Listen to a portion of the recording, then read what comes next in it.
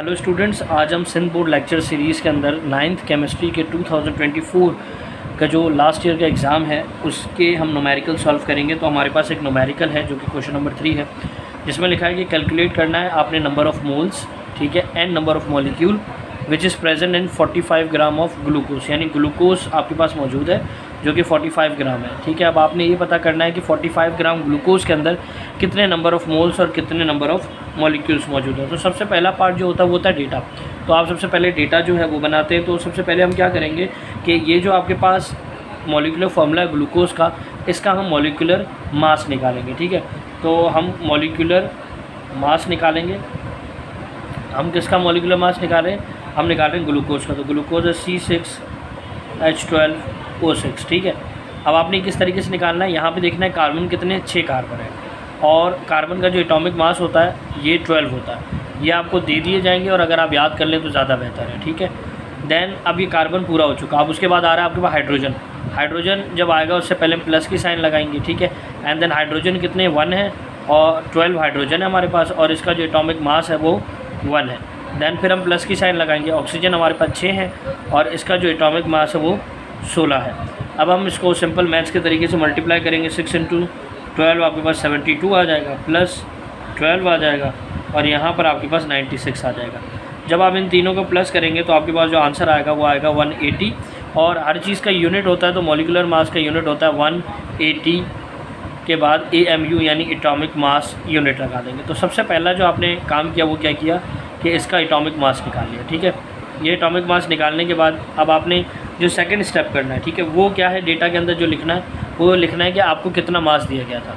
तो जो आपको मास दिया गया वो कितना था, तो जो गिवन मास है आपके पास, ठीक है, आप इसे लिखेंगे given mass. So given mass आपके पास कितना है, 45 ग्राम। अब हम जो है सोल्यूशन की तरफ आएंगे। सॉल्यूशन में हमारे पास जो नंबर 1 चीज़ है वो हमें जो फाइंड आउट करनी है वो है नंबर ऑफ़ मोल्स। ठीक है, तो आपने सोल्यूशन की हेडिंग लगाई। हेडिंग लगाने के बाद आपने सिंपल नंबर ऑफ़ मोल्स का फॉर्मूला पुट कर देना। नंबर ऑफ़ मोल्स का फॉर्मूला क्या है, नंबर ऑफ़ मोल्स, ठीक है, ये आपने याद करने होंगे, is equals to given mass और डिवाइडेड बाय, चूँकि ये मॉलिक्यूल है तो नीचे आएगा मॉलिक्यूलर मास।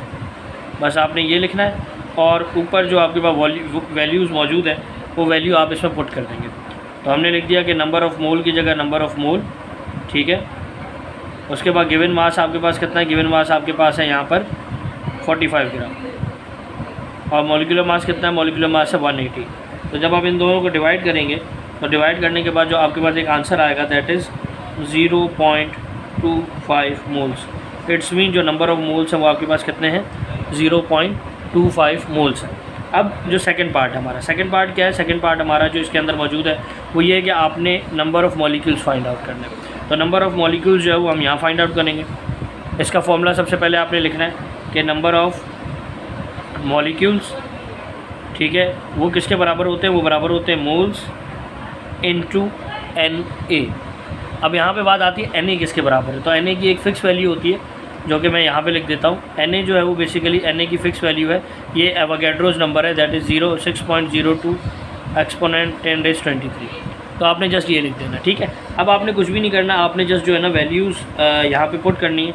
आपके पास नंबर ऑफ़ मोल्स, ठीक है, ये बिल्कुल कॉपी हो जाएगा, इज इक्वल टू आ जाएगा। नंबर ऑफ़ मोल्स की जगह हमारे पास जो आंसर आया था 0.25, ये आप लिख देंगे। ठीक है, और उसके बाद जो सेकंड चीज़ है वो क्या है, वो है एवोगैड्रोस, जो कि मैं आपको बता चुका, 6.02 एक्सपोनेंट 10⁻23 है। अब अगर आपके पास साइंटिफिक कैलकुलेटर नहीं है तो आप क्या करेंगे कि 0.25 को मल्टीप्लाई करेंगे 6.02 के साथ। ठीक है, तो आपके पास जो आंसर आएगा वो आएगा 1.503।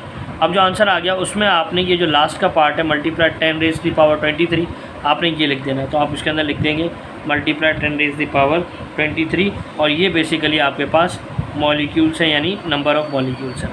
तो इस तरीके से आप जो है वो आपने 2 चीज़ें इसमें फाइंड आउट की, एक number of moles and second is number of molecules.